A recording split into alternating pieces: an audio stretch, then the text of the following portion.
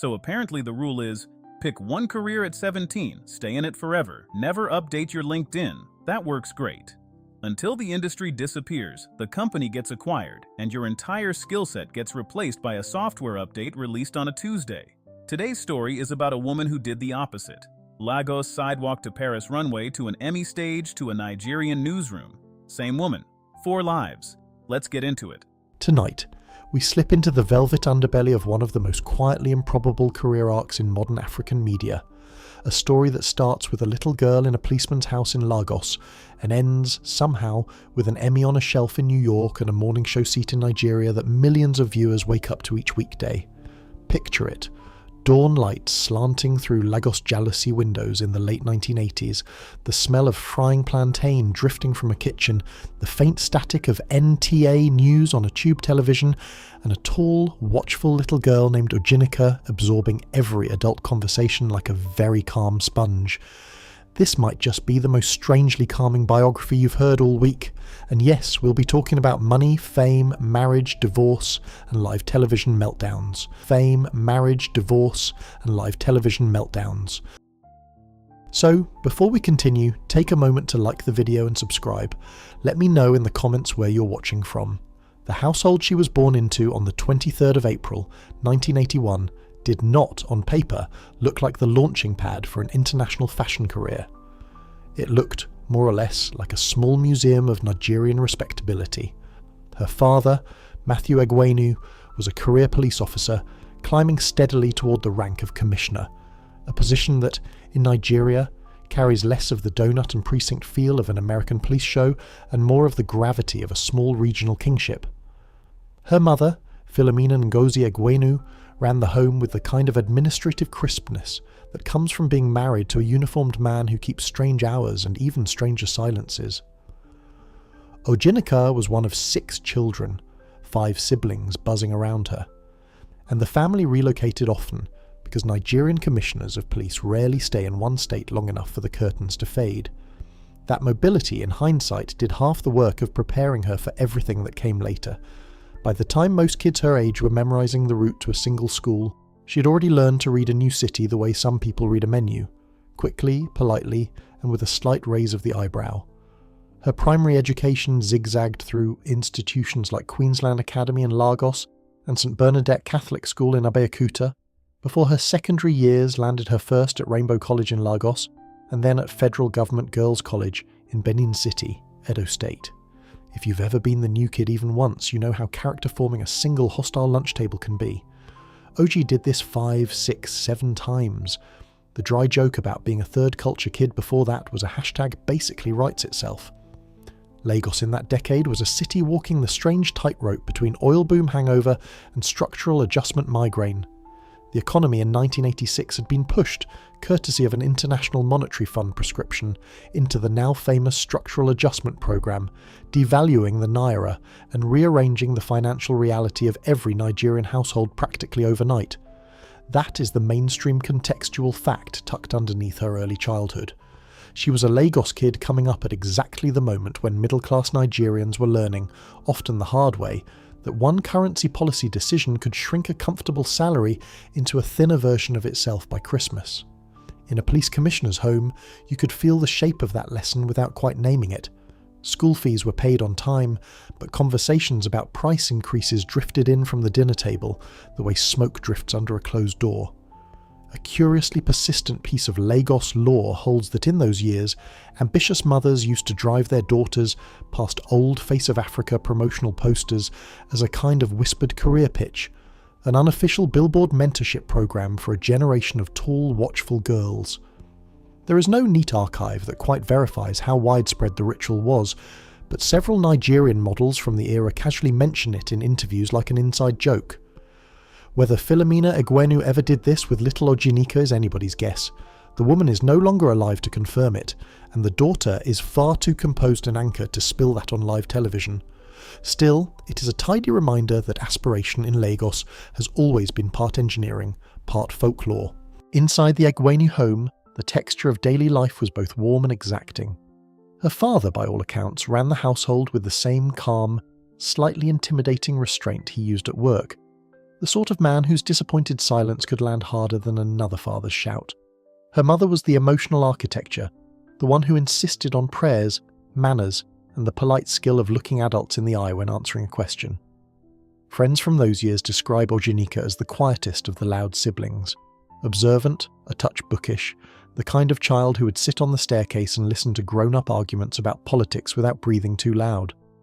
Psychologists still argue whether birth order or temperament does more of the work in shaping later career discipline, but in her case, both forces seem to be quietly pulling in the same direction.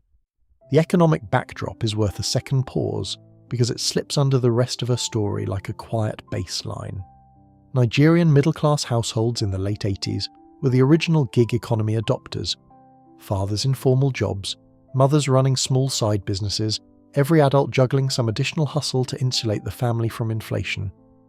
Even in a commissioner's home, that hustle ethic seeped down to the children, who learned that money was something you respected, watched, and did not, under any circumstance, take for granted.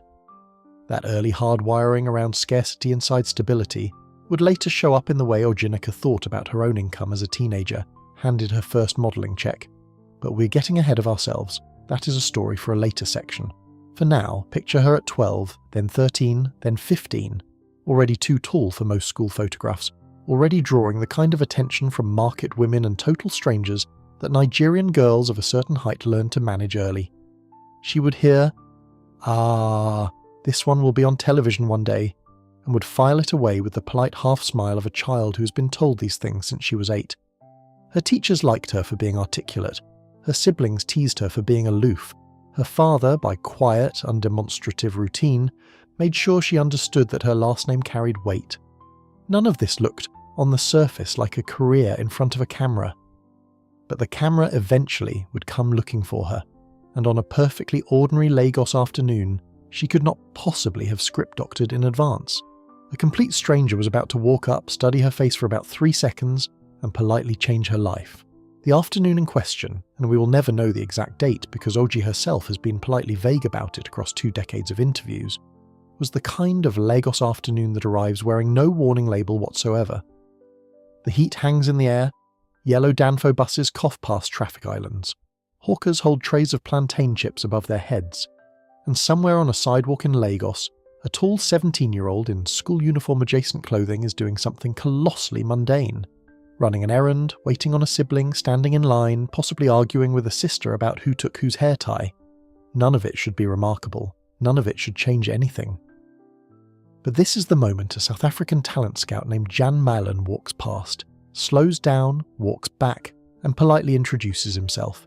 If you have never been scouted, here is the small, embarrassing secret of the industry. It almost always happens like that. Not in a casting office, not in a posh hotel lobby, on a sidewalk in a queue, near a supermarket at the airport, anywhere ordinary enough to feel like a betrayal of cinematic logic.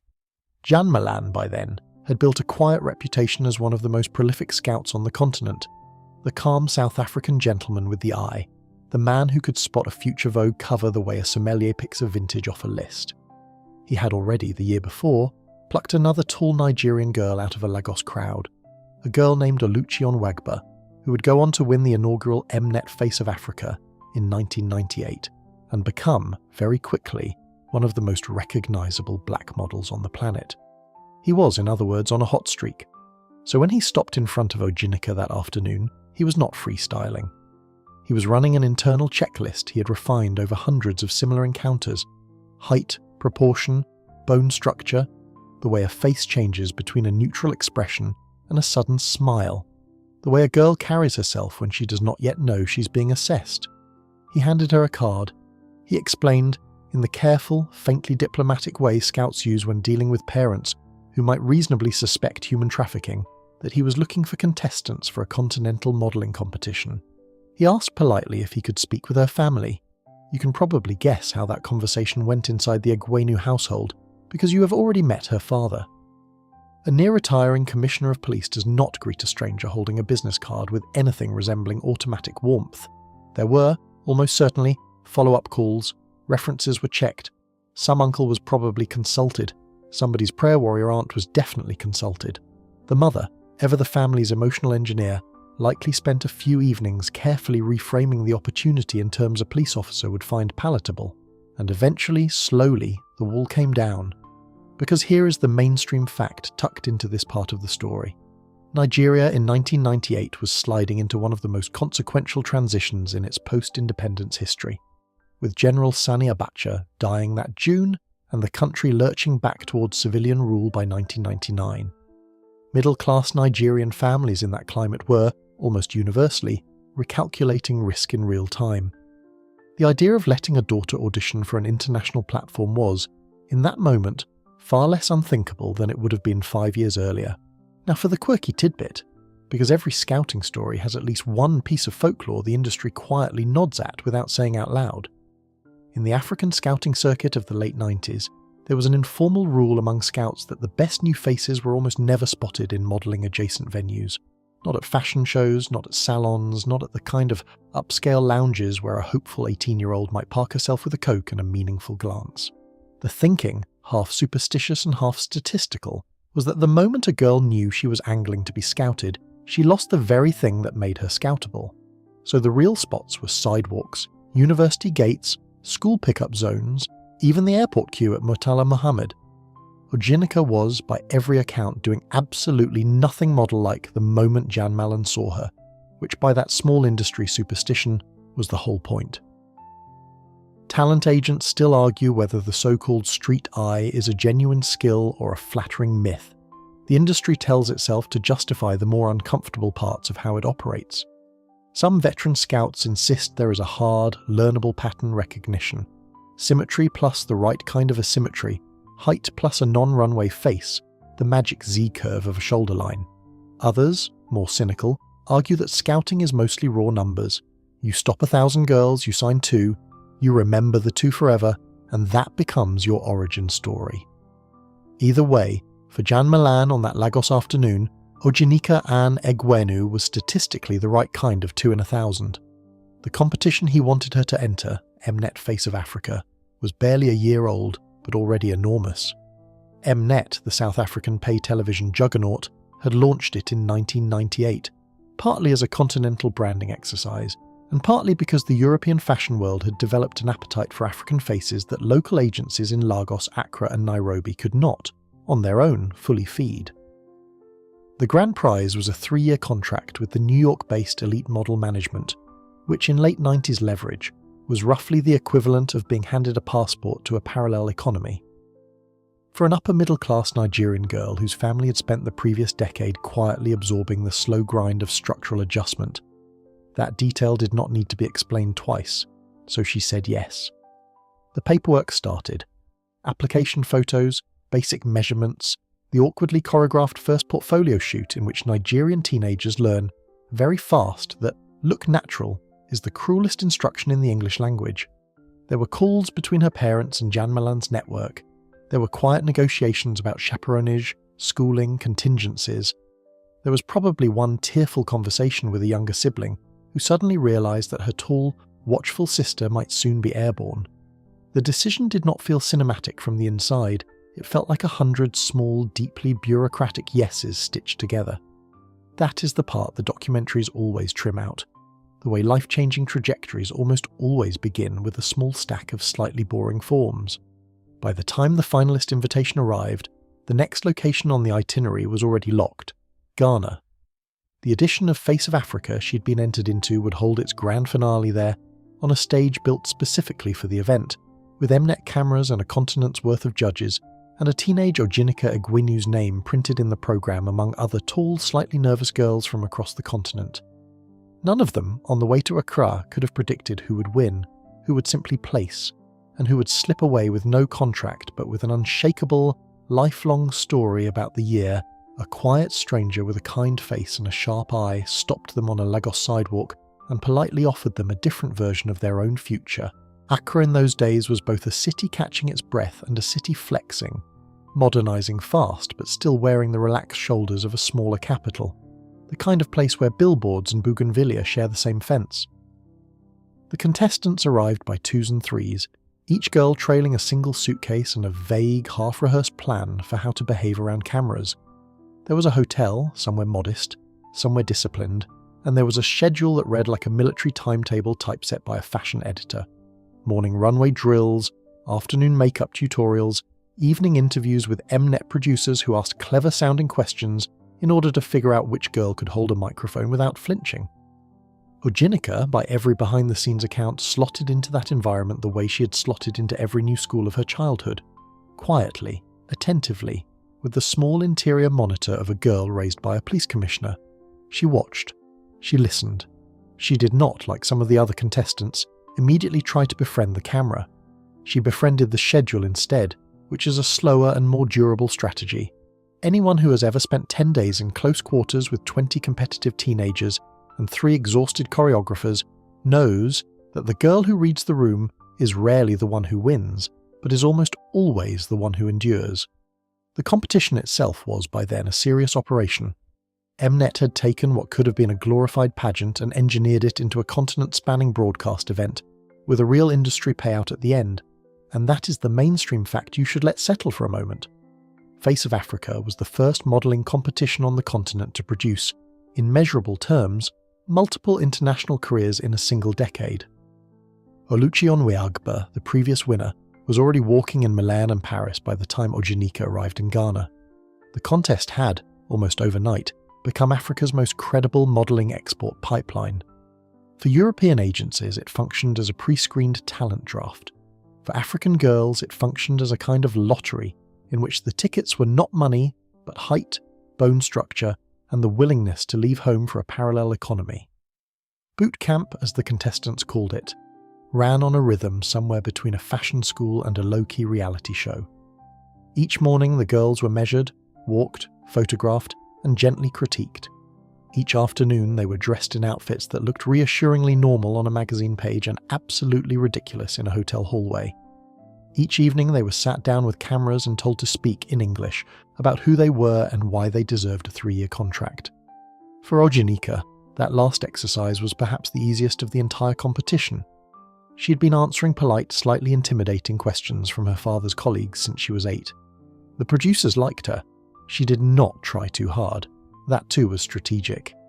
Now for the fringe tidbit, because every Face of Africa cohort produced its own internal folklore. Among contestants of that era, there was a persistent rumour that the Mnet judges secretly graded girls on something they jokingly called the elevator test. Not an actual elevator, but the unspoken skill of sharing a small enclosed space with rival contestants for 10 minutes without sulking, flirting, or sabotaging. The story goes that one year, a frontrunner with otherwise dazzling features lost her shot at the contract because she rolled her eyes once too often during the cattle call van rides. No Mnet producer has ever publicly confirmed the elevator test exists. Several former contestants insist, off the record, that it absolutely did. The joke among the more cynical girls was that modelling was just chess and heels, and the pieces were always being watched by someone you had not noticed. Talent industry veterans still argue whether competitions like Face of Africa accelerated African modelling careers or quietly capped them. Whether the contracts that followed lifted girls into Paris and Milan or sometimes funneled them into specific racially coded slots in catalogues that would never quite let them headline a campaign. Some say the pipeline created visibility but not equity. Others insist that visibility in fashion is the only real currency, and that contests like this did more for African representation in 5 years than the previous 2 decades of catalogue work had done in 20. Either way, Ojy was about to find out which side of that argument her own career would settle into. The grand finale night arrived. The stage in Accra was lit the way modelling stages always are. Too bright on the catwalk, faintly underlit on the wings, with the strange backstage humidity of 40 nervous people sharing one mirror. The judges sat at their long table. The audience, dressed somewhere between Fashion Week and church wedding, filled the seats. The choreography, walking sequences, and final runway pass came and went. And then, in the floating slow motion that always attends the announcement of any pageant-style result, the names were read in reverse order, climbing toward first place. Ojy did not win. She made the finals, the inner circle of the competition, the small handful of girls whose names get printed in the programme in large font, but the top prize, the 3-year elite model management contract, went to someone else. There is no version of this story in which that did not briefly sting. to be 17, to be told for a year that you might be the face of an entire continent, and then to stand a few feet away as the announcement lands somewhere over your shoulder, is to receive a very specific kind of public arithmetic. Anyone who has ever placed second in something they quietly wanted to win knows the exact taste of that night, and knows too that there is no graceful way to describe it without sounding either bitter or absurdly mature. But here is the useful thing about Face of Africa as an institution, the part that makes her almost win read differently in hindsight. The contest functioned less like a single trophy and more like a hiring fair. The judges' table included scouts from agencies all over the world, and once a girl had made the finals, the conversation about her future was no longer hypothetical. It was being negotiated in side rooms and over hotel breakfasts. Before the lights had even fully dimmed on the Accra finale, Storm Model Management, the South African powerhouse, had Ojy Okpe on its radar. Within days, there was an offer. Within weeks, she was preparing to move. The official story, the one she would later tell in interviews, is that she emerged a first-class world model out of Face of Africa. Strip out the publicist's gloss, and the truth is more interesting. She did not win the contest, but she won everything the contest was actually for.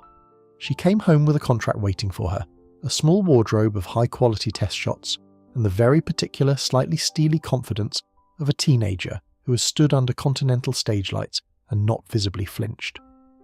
The Okpe household, which a year earlier had quietly tried to picture what their tall daughter might become, now had its answer. Lagos was about to become a place she visited, the next address on her schedule, the next set of accents she would need to learn, the next economy her body was about to participate in.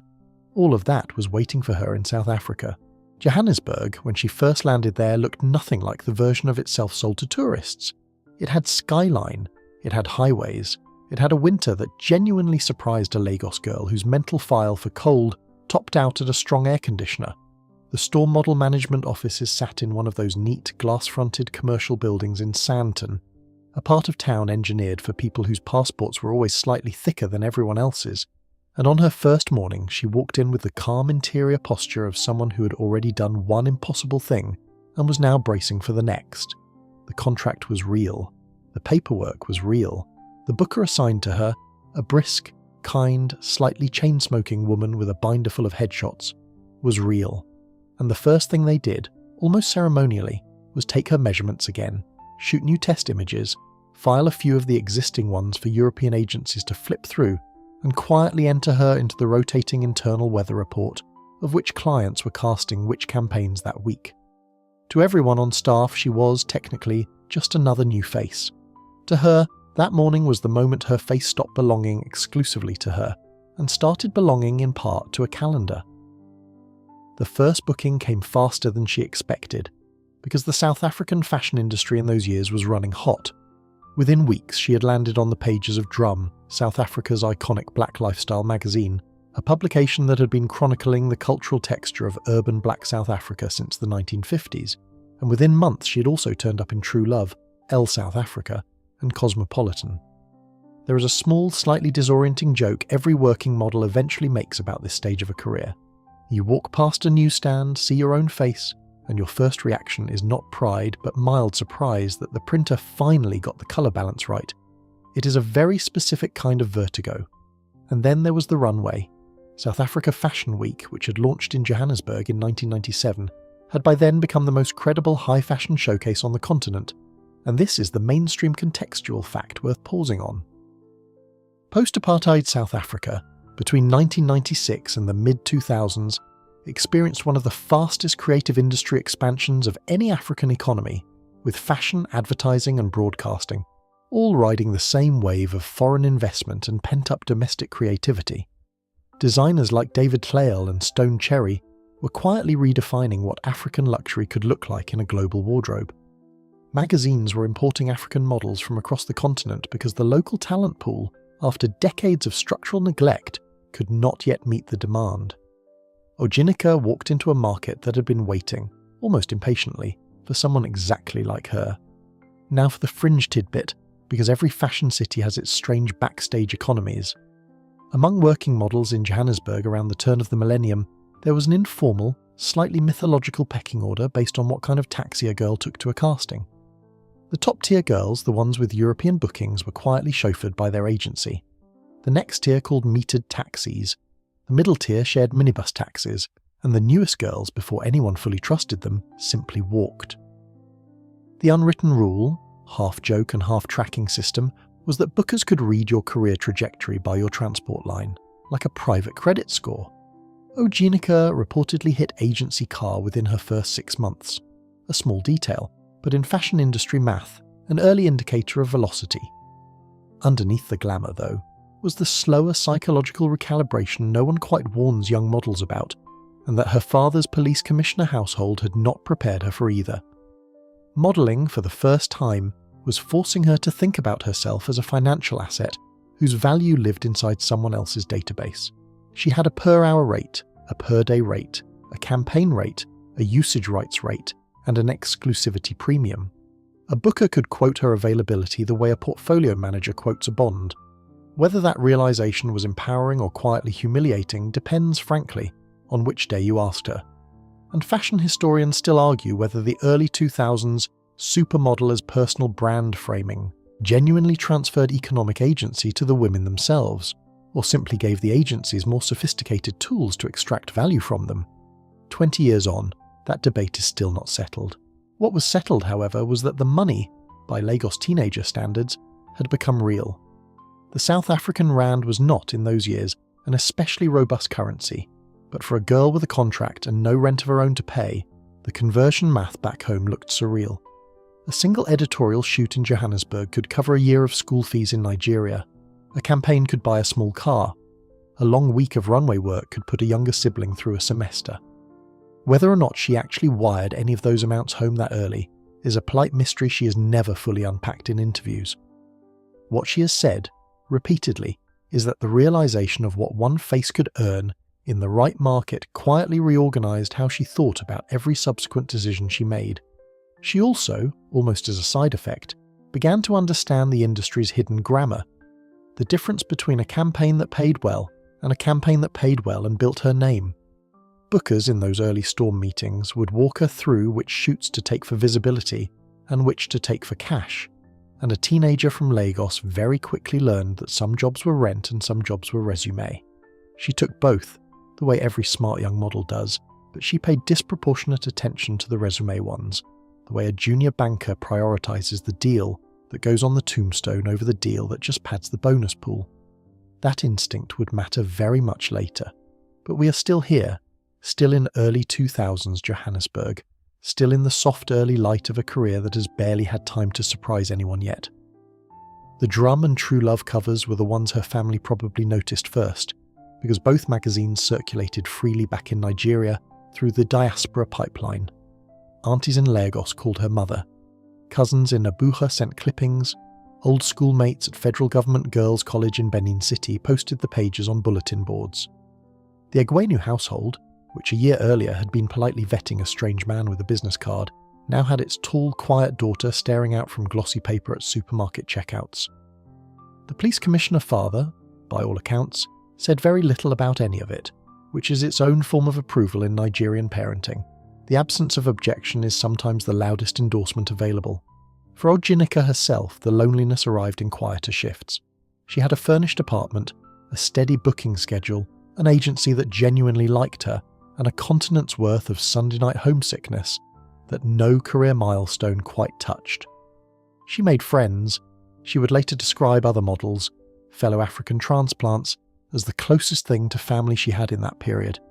But the texture of her day-to-day life was already beginning to look like the texture of someone moving towards something larger and not yet visible.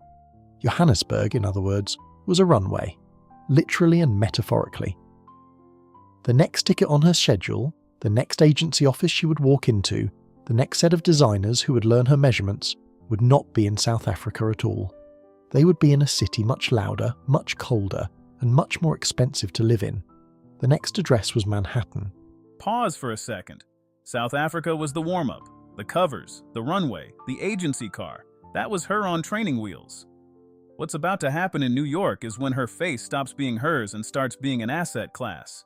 The math of that is wild. Stay with me. New York, when she landed, did not bother with the slow welcome Johannesburg had given her. It threw the city at her in the first 30 minutes.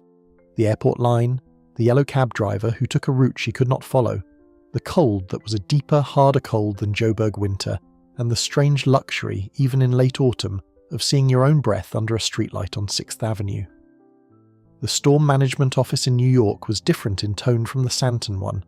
Faster, slightly more transactional, with the kind of casual New York unfriendliness that is not actually rude, but is definitely not Lagos either. You walked in, you met your booker, you got your day rate updated, you learned the casting addresses by neighbourhood. By the end of week 1, the city had absorbed her into a system whose calendar was already running. Like most international models on agency contracts in early 2000s New York, she did not live alone. The standard arrangement then as now was a model apartment, a flat owned or leased by the agency, shared by anywhere from 3 to 7 working girls, where everyone slept in narrow beds, no one quite cleaned the kitchen, and the bathroom mirror always held 3 different brands of mascara that did not belong to whoever was using it. There is a polite joke among ex-models that the model apartment is the closest thing fashion has to college dorms, except the residents leave for Milan instead of midterms. For Ojy, that environment was actually a soft landing.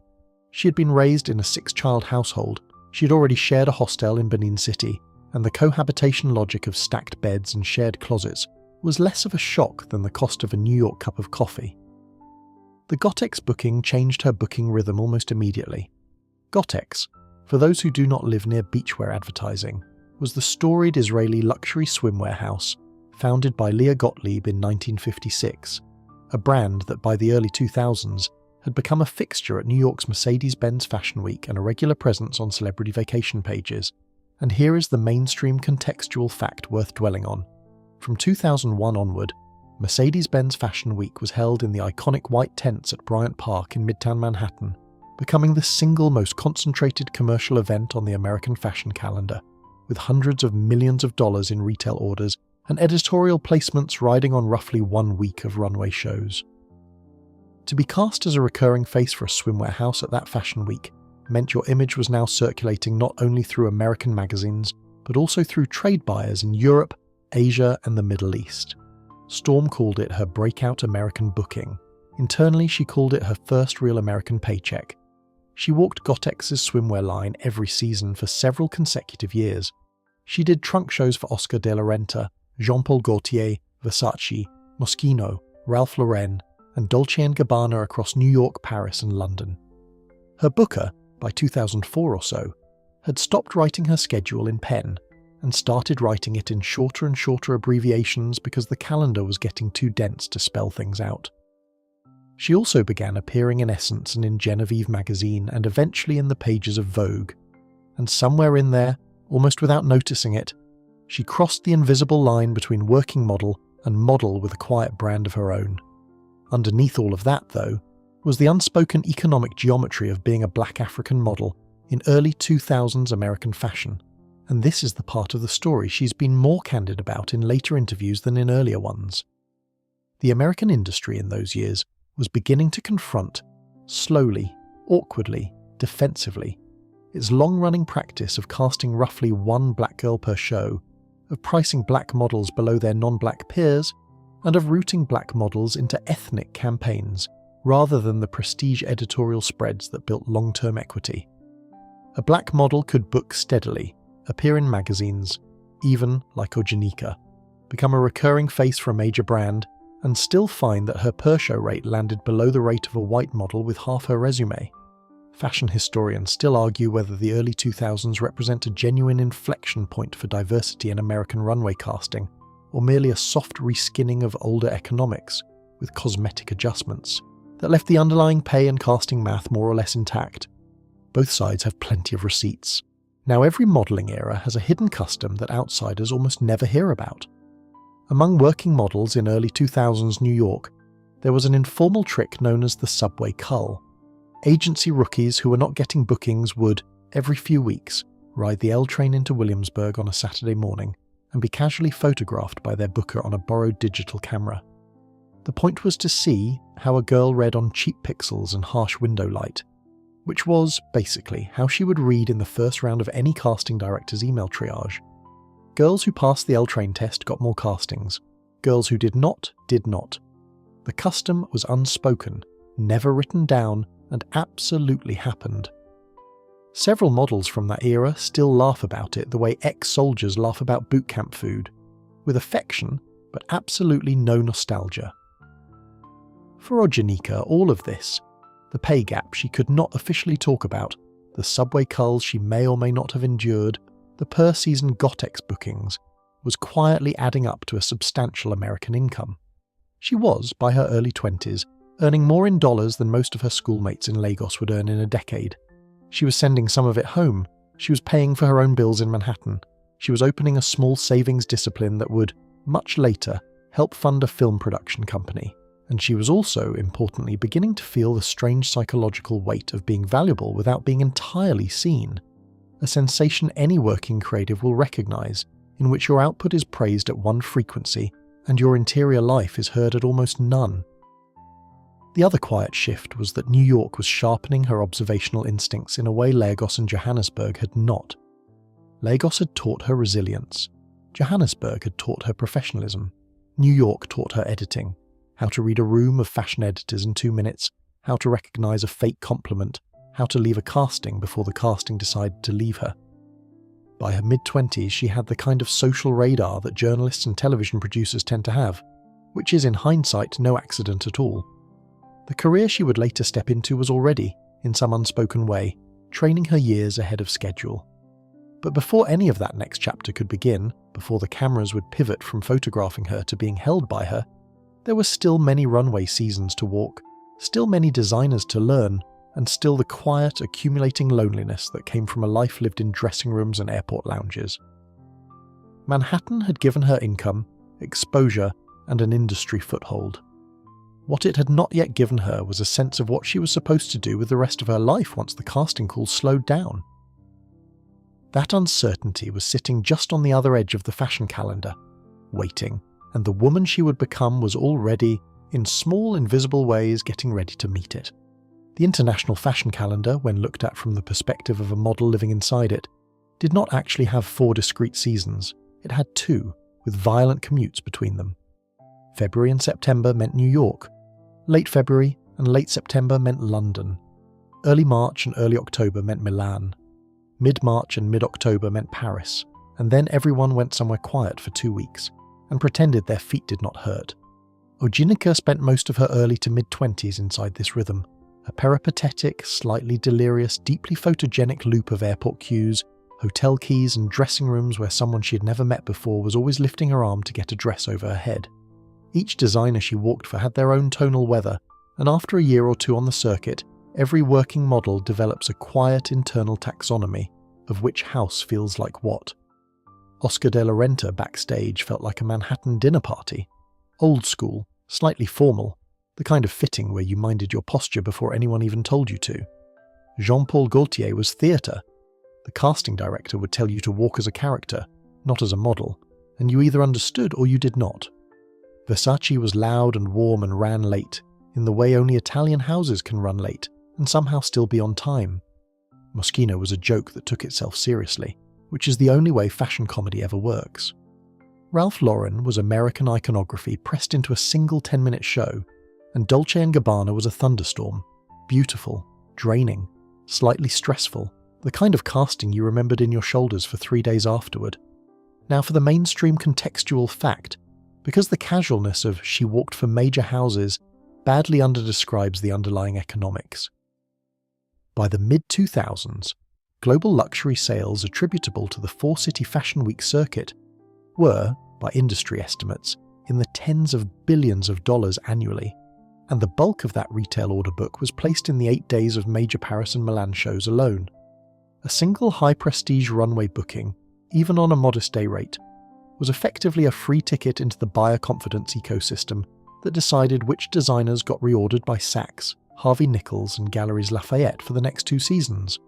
Models, in other words, were not just walking dresses, they were unwitting market makers, helping retailers decide where to deploy capital. The girls themselves rarely framed it that way, partly because most of them were 19, and partly because nobody had ever sat them down with a spreadsheet. Among the major Paris houses in the mid-2000s, there was an open secret about a designer. never named publicly, but the same name keeps surfacing in private interviews, who insisted that working models wear a single specific pair of nude flats around backstage between fittings, regardless of what footwear the actual runway look required. The flats had to be the exact same brand, the exact same colour, and the exact same heel height, ordered in bulk from a tiny atelier in the 7th arrondissement. The point, as the designer apparently explained, was that a model's posture in flats reveals everything a tailor needs to know about her hip line before she puts the heels back on. It was either a stroke of genius or a piece of brand-protected performance art, probably both. For Ojy, the rhythm of all of this was at once exhilarating and slowly corrosive. Exhilaration is what happens in the first few minutes after you have walked a Versace finale, and someone backstage hands you a glass of water and tells you the shoot was beautiful. Corrosion is what happens at 2 a.m. in a Paris hotel room when you realise you cannot remember if your toothbrush is in the suitcase or in the carry-on. You cannot quite remember which city you flew in from yesterday, and you eat a granola bar instead of dinner because room service stops at midnight. The peculiar trick of modelling in the high glamour years was that those two states existed in the same 24-hour window, and the model herself had to keep both functional. Psychologists who study elite traveller populations, diplomats, war correspondents, certain categories of corporate executives, still argue whether peripatetic careers genuinely produce resilience or produce a kind of low-grade attachment damage that only shows up later in relationship patterns and decision-making. Some researchers argue that high-frequency international travel under professional conditions builds a uniquely adaptive emotional muscle, the cosmopolitan equivalent of cross-training. Others insist it quietly hollows people out, building competence at the expense of belonging. The empirical literature is messy, partly because the people in question are notoriously hard to study. They keep boarding planes during the survey window. Ojy, by all accounts, sat somewhere on the resilient end of that spectrum, but she was not immune to its physics. She missed Lagos in a very specific way that only Lagos diaspora kids miss Lagos. Not as a city, but as a sensory file, the particular humidity, the call and response of a Sunday morning church bus passing your window, the soft chaos of an aunt's voice telling 6 people what to do at once. She missed her mother, who in those years was still well, still calling, still narrating the small dramas of life back home. She missed weddings she could not fly home for. She missed her father's slow, restrained pride which travelled poorly over a long-distance line. She missed, in some unnameable way, the version of herself who had not yet been told what her face was worth. She also had a quietly growing problem no one in fashion ever quite warned new models about. The closer you climb to the top of the runway circuit, the smaller your social pool becomes. Other models were tired in the same way she was tired. Designers liked her professionally but did not, with rare exceptions, become friends. Bookers were warm but transactional. Photographers were brilliant but mostly absent between shoots. The high-prestige modelling life, looked at coldly, has the social ergonomics of an elite tennis tour. 100 people who all know your name, and 4 people who actually know your phone number. Around this point in her mid-20s, 2 thoughts started arriving at the same time, the way 2 trains sometimes pull into a quiet station, within 30 seconds of each other. The first thought was that she was good at this. Meaningfully good, agency-approved good, top-of-the-stack good, and that there was probably another 4 or 5 years of high-glamour runway income still available to her if she wanted it. The second thought, much quieter, was that she did not, in her bones, want to spend her 30s doing this. The body, the suitcase, the loneliness, the math of it all, none of it was going to scale into the life she sometimes pictured when she was alone in a Paris room at 1 a.m. There was, she began to suspect, something else she was being quietly shaped for, something in which the camera would face her differently. She didn't act on that suspicion right away. People rarely do. The most decisive pivots in a life are usually preceded by long, polite periods of pretending that the current arrangement is still working. But the idea, once it landed, did not leave. Somewhere in the back of her mind, in the same compartment where she kept her father's voice and her old federal government girls' college schedule, a small interior calendar began counting down. The runway was loud. The interior calendar was very, very quiet. And tonight, in the long, slow rhythm of this bedtime story, that quiet is where her story is genuinely about to turn. The decision to register for university, for a woman whose face was already on Mercedes-Benz Fashion Week tents, and who could have spent any free afternoon being paid 4 figures an hour to stand under good lighting, sounded from the outside faintly ridiculous. Inside her own head, it did not. By her early 20s, Ojy had begun to suspect, with the quiet certainty of someone who had spent 1,000 evenings watching other people make decisions about her, that careers in fashion expired faster than the women in them did. A girl who walked Versace at 22 could be politely uninvited from the casting room by 30. The math was not personal, the math was just the math. So in the early 2000s, while still on the working roster at Storm, she enrolled as a full-time undergraduate at St. John's University, the Catholic university anchored on a quietly impressive Queen's campus, with a satellite presence in Manhattan, and accepted a scholarship that softened the tuition load. She declared a major in communications with a minor in film production. The combination was not random. A working model by then knew the broadcast side of her industry better than most production assistants did. She had spent 5 years on the receiving end of cameras, lighting plans, set blocking, and the politics of how a story gets edited together. The classroom version of that knowledge was, at first, almost relaxingly simple. The logistics of those years were ugly but functional. A typical week, depending on the casting calendar, looked something like this. A 7 a.m. wake-up in the model apartment, an early morning class on the Queen's campus, a subway ride back into Manhattan, an afternoon casting in Midtown, a quick change in a coffee shop bathroom, a second class in the late afternoon, a fitting somewhere in the garment district, a take-home reading assignment cracked open on a downtown bus, a Skype call with a sibling back in Lagos, and a final hour of trying to outline a paper before the lights went off. There is a joke working students make about this rhythm. Nothing teaches time management quite like having 2 unrelated industries casually demanding your full attention at the same time. Ojy, by that point, had a calendar that would have intimidated a small consulting firm. The mainstream contextual fact worth pausing on is this. Working models who actually complete 4-year degrees during the active phase of their modelling careers are, statistically, a small minority. Industry surveys conducted in the mid-2000s by labour researchers and university programs consistently suggested that fewer than 15% of full-time runway and editorial models in New York held a completed undergraduate degree during their working years. The structural incentives ran the other way. Agencies preferred girls who were maximally available. Designers preferred girls who could ship to Milan on 24 hours' notice. Tuition deadlines did not bend for Fashion Week. The fact that Ojy finished her bachelor's in 2006, with the modelling calendar still humming around her, meant she'd quietly placed herself in a very narrow demographic, from which an unusual second career would later become possible. She also, importantly, attended the New York Film Academy in parallel for additional production training.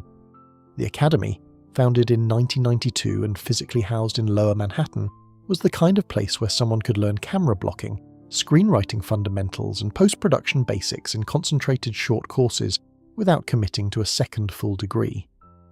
For a model already in the city, with an evening here and a Saturday there, the format was tailor-made. She picked up the technical grammar of filmmaking from instructors who had worked on actual sets, and she paid for the courses partly out of her own modelling income, a fact she would much later mention in interviews, almost shyly, as if to underline that no one had handed her the second career for free. Among working models who attended NYU, Parsons, FIT, or St. John's during the mid-2000s, there was a quietly observed custom known as the fitting reading. A model in the middle of a long day of fittings, the kind where you stand in 3 different ateliers in 3 different parts of the city, with 20-minute holds between transitions, would often carry a single paperback in her tote and read 3 or 4 pages between every fitting. The book varied by personality. Some carried Joan Didion, some carried Edward Said, some carried bell hooks, some carried whatever was on the seminar syllabus that week. The unspoken rule was that nobody ever made fun of another model's fitting reading, because everyone knew the book was load-bearing. Education economists still argue whether undergraduate degrees genuinely change the lifetime earnings of people who already have high-income, high-volatility creative careers, or whether the degree functions as something more interesting, a psychological insurance policy, a credentialed identity to fall back on when the current career runs out of runway. The empirical literature on creative industry graduates is famously thin and famously contradictory. What is clearer is that for the worker herself, Finishing the degree often produces a measurable change in how she narrates her own life. The modelling becomes a chapter rather than the entire book, and the student status, paradoxically, frees her to think more strategically about the modelling itself. For Ojy Okpe, the deeper internal shift was less academic than perspectival. By the time she was a senior at St John's, the camera had quietly inverted on her. She had been on the wrong side of it for the entirety of her career, the side that gets directed, lit, posed, retouched, and credited in 8-point type. The classroom and the film academy were rerouting her week by week to the other side, the side that decides what gets shot, what gets cut, and what gets remembered. She started watching even her own modelling assignments differently. She noticed, with the eye of someone who now understood storyboards, why a particular photographer always shot her from a slightly low angle, why one editor always cropped to the collarbone, why another always lingered on the hands. Knowledge of the craft did not romance her, it demystified her. She started thinking like a producer. In 2006, with her cap and gown still smelling faintly of the rental garment bag, Ojinika and Egwenu became, on paper, a Bachelor of Science in Communication, minor in film production, scholarship graduate of St John's University. The certificate itself was unremarkable. The interior change, however, was substantial. She had effectively duplicated her career equipment. She still had a face the industry would pay for, but now she also had the language of the industry that paid for it. She had, in the cliché of the founders circuit, become dangerous, a person whose resume could now be told in 2 columns rather than 1. The world she walked back into was the same world on paper. She still had storm bookings, she still had Gottex relationships, she still had a Mercedes-Benz Fashion Week slot in the upcoming season, but her ambition had grown a second floor while no one was watching. Filmmaking, of some shape she could not yet draw, was already pulling at her. She did not know yet that within a few years her face would help open Hollywood call sheets, that an Emmy would eventually land on a shelf with her name on it, that a marriage was coming, and that a divorce was coming after that. She knew only one thing on graduation day, and it was the thing the rest of this story would now spend the next several sections proving. She was not finished, and she was not staying still. Graduation did not, as some people half expected, mean she dropped the modelling. It meant the opposite. Now that her schedule had finally lost one of its 2 competing tyrannies, she was more available than ever for the kind of high-prestige, high-visibility bookings that built long-term equity. And in the mid-2000s, an unusual subset of bookings began to appear with increasing frequency on her calendar. Hollywood productions filming in New York that needed real, working, agency-rostered models to populate their Fashion Week scenes. The pay was decent, the hours were brutal, the food, almost universally, was excellent, and the education, though no studio executive ever billed it that way, was extraordinary. The first major set she landed on was The Devil Wears Prada. By the time the production rolled in 2005 for its 2006 release, the script, adapted from Lauren Weisberger's Roman à Clay about Anna Wintour-era Vogue, had been workshopped into the kind of fashion satire the industry itself wanted in on. Real magazines lent their offices, real designers lent their dresses, real models were quietly cast as the recurring background of Miranda Priestley's universe. Ojy Okpe spent her on-set days standing in the carefully art-directed periphery of scenes in which Meryl Streep, Anne Hathaway, Stanley Tucci and Emily Blunt were running their delicate verbal choreography in the foreground. The job technically required her to walk, stand still, glance at a clipboard, and look expensive. The actual job, she would later say, was to watch how a multi-million-dollar production was actually run. What she saw was a small, ruthlessly organised civilization. Each department, wardrobe, lighting, sound, hair, makeup, props, continuity, second unit, second unit, operated like a quasi-military unit with its own captain, its own kit, and its own internal jokes. The first assistant director ran the day the way a head waiter runs a restaurant during a rush. The director moved through it all with the studied calm of someone who knew visible panic would only multiply. There is a small piece of working set folklore that fashion extras tell about David Frankel's Devil Wears Prada set in particular. The day they staged the runway montage, no one was allowed to break the silent rhythm of the room with anything heavier than a whisper, which meant a dozen agency models stood in their corners, practicing actual mime discipline for hours. For a model accustomed to backstage chaos, That hush was its own quiet revelation. Then came Spider-Man 3 in 2006, Sam Raimi's enormous finale of his original trilogy, which featured an upscale fashion scene that needed runway-ready faces in evening wear.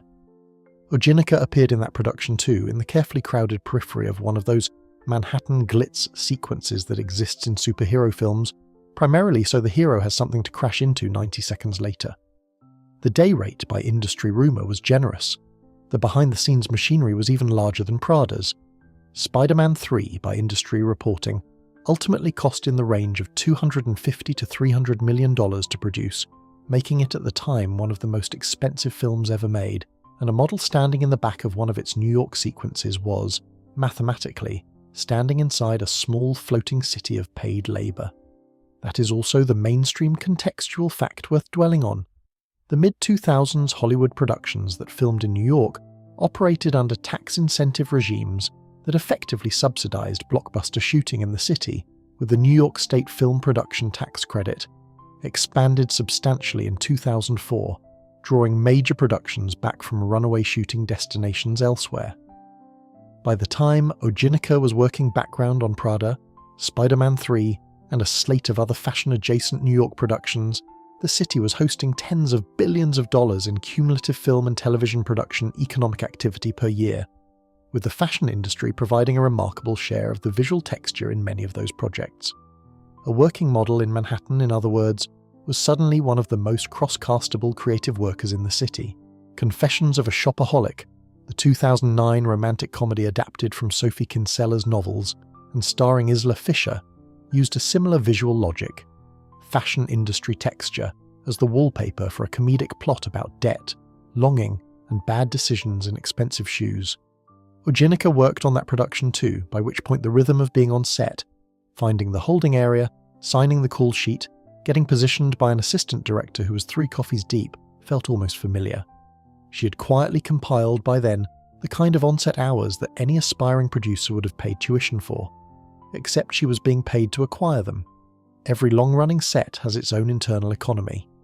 Among fashion extras working those mid-2000s New York productions, there was an unwritten swap network in which one model would slip another a copy of the day's shooting schedule, in exchange for tips about which caterer would still be serving the good grilled salmon at 6 p.m. The exchange was conducted with the discretion of small espionage. The salmon really was that good. Veteran production assistants tolerated the network because it kept the models compliant and on time, which is the only thing a PA genuinely needs. Anyone who has ever worked a long shoot day knows that the people who run the set are not the directors. They are the people who know where the food is. Film scholars still argue whether high-volume background work on major productions actually teaches transferable producing skills, or whether it merely creates a flattering illusion of inside knowledge. Some scholars insist that 1,000 hours of watching first assistant directors' work is, in fact, a near replacement for film school.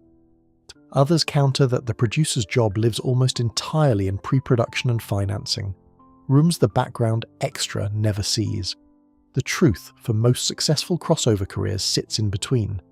The set hours teach the grammar, the financing rooms have to be earned later, the hard way. Ojy Okpe would, in time, do both. But the seed planted in those years was unmistakable. Every time she watched a script supervisor mark a continuity note, every time she saw a director quietly veto a wardrobe choice, every time she felt the room tighten around a single complicated shot, the producer in her woke up another half degree. She started imagining her own production company. She started picturing the slate of stories she would want to tell. Not fashion stories alone, but African ones. Not Western interpretations of Africa, but Africans telling Africa their own way. Third Mainland Productions, the company she would eventually found, did not exist yet, but it had already been written into the margins of her notebook somewhere between Prada and Spider-Man 3. By the late 2000s then, her career had a strange new shape.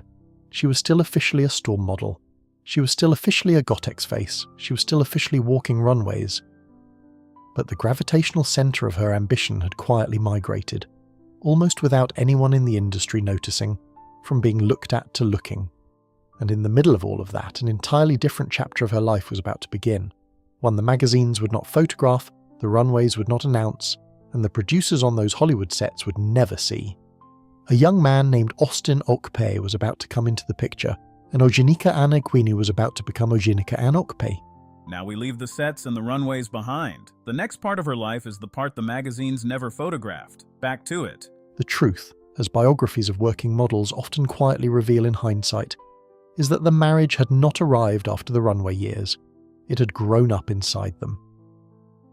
Ojy met Ojy Okpe somewhere in the middle of her transcontinental fashion calendar, and by the early to mid-2000s, before Spider-Man 3, before Devil Wears Prada was even greenlit, they had already begun the slow, mostly private project of becoming a couple. The press, by mutual instinct, knew very little about him. There were no glossy engagement spreads. There was no celebrity tabloid arc. Just a quietly attentive Nigerian man, on her arm at a few family events, the kind of presence that does not announce itself. By approximately 2004, the documentation is not perfectly consistent across sources, but the cluster of dates lands here: they married. The wedding details have never been splashed on a magazine cover, which in Nigerian celebrity terms is its own statement. The country's wedding industry can detect a couple's fame from low orbit, and the fact that Ojy and Austin managed to keep most of the day off public record meant they had actively engineered it that way. She wore a dress. He wore a suit. There were the customary blessings. There was, almost certainly, an aunt who cried into a head tie. The version of her now signing legal documents was no longer Ojy Okpe. It was Mrs. Ojy Okpe, married daughter of a former police commissioner, taking on a new surname the way runway models take on a new walk, instantly, completely, and with the assumption that the rest of the world would simply update. Marriage, contrary to fashion industry assumption, did not slow her bookings. If anything, in the immediate years afterward, it gave her a strange new visual maturity that certain campaign photographers actively preferred: a softer carriage, less of a sharp-edged model, and more of an adult woman who happened to be photogenic. She still walked, she still flew, she still booked Gottex. But the inner architecture had shifted. A married model has, in her interior calendar, a second name now penciled into every weekend, and even an extremely independent woman quickly discovers that the simplest dinner reservation becomes a small negotiation between two careers, two extended families, and two long-distance phone bills. Then the children arrived. A son first, named Augustine, the small, almost ceremonial gesture of carrying the father's name forward. A daughter followed, named Earth, which even by Nigerian name standards is striking. The kind of name that quietly announces a mother who has been thinking about cosmology in between fittings. The exact dates of the births have been kept deliberately off stage in interviews, but the cluster falls in the years after her 2006 graduation, when her modelling work was still at its commercial peak, and the Hollywood set work had quietly begun to dovetail with her ambitions to produce. Anyone who has ever tried to combine a transatlantic career with infant feeding schedules knows the particular cocktail of fatigue, joy, and rearranged priorities that accompanies the math. The mainstream contextual fact worth pausing on is the demographic reality of motherhood inside elite modelling. By the mid-2000s, the percentage of working high-fashion runway models with at least one child was, by industry estimate, in the very low single digits, somewhere between 2 and 4% depending on which agency was being surveyed and how strictly working was defined. The structural reasons were obvious. Pregnancy interrupted bookings. Postpartum recovery interrupted contracts. The industry's age window for top earnings was already tight to begin with. Mothers, in fashion, were the original unpaid asset whose career trajectory the agencies preferred not to publicise. Ojy quietly joined that small minority, and she did so without subtracting from her bookings the way the industry expected, which is, in itself, a small managerial miracle. In the late 2000s and early 2010s, there was an unspoken signal among working New York models who happened to be quietly pregnant. They began carrying oversized water bottles to castings. Not because hydration was new, but because the oversized bottle, held casually at the side, served as a small visual buffer that hid the first weeks of an early bump while the model finalized her booking exit strategy. The trick, never publicly endorsed by any agency, was passed down model to model in the bathroom mirror of casting rooms. It was again one of those industry customs that everyone denies and absolutely participates in. Ojy, several years younger than the women who first taught it to her, very likely benefited from the same trick when her time came. Sociologists who study career mothers in image-intensive professions still argue whether high-visibility motherhood actually broadens a woman's professional capital, or simply layers an additional, mostly invisible labour regime over the existing one. Some scholars point to the so-called motherhood penalty, measurable wage and promotion losses for women after their first child, observed consistently across industries and economies.